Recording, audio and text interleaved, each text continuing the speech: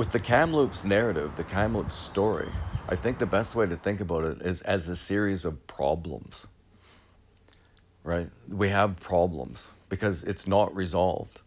This story is not resolved. For it to be resolved, one important thing that needs to happen is that the people that are responsible for it need to be held to account. I don't know if they should lose their jobs or face any sort of penalty, but we need to identify what they did, perhaps not just for mean-spirited reasons, for justice is kind of a mean-spirited thing in a sense, but not that, but to at least simply learn from what they did, right? They really hurt our reputation internationally. And that won't be fixed because that story came out in a really emotionally impactful way, and you can't just scrub that from a person's mind. That's stuck there. There's a certain prejudice towards Canada that exists around the world, just a little bit, right? Influence the way people think a bit, and for some of them it would be quite powerful. Deep down, they believe that we did that, and we didn't.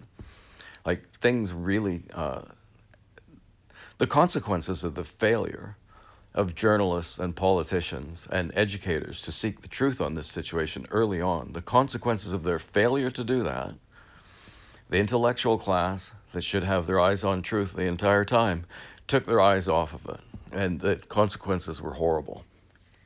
The entire country was traumatized. It would quite reasonably be expected that it led to an increase in hate towards a particular demographic. It created feelings of sadness and remorse that was shared with children. There's reports of children being traumatized by this story. So you can't just walk away from it. People need to be held accountable for what they did. If they had done their job and looked for the truth of this thing, number one, they would have just slowed their jets on the whole thing right to begin with, I would say. But I guess once the news was released by the Kamloops Band, they had to report on it. The Kamloops Band needs to be held accountable. I think actually they're the ones that need to be held most accountable. Because they're the ones that have been on that land the whole time. They're the ones that should have the best understanding of what's happened in that territory and on that specific piece of land, because they're the ones that have been there. Literally, they've been the ones that have been there. So you would think they would know, for example, that in the area that they did the GPR study, there was a septic field. You would have expected them to know that.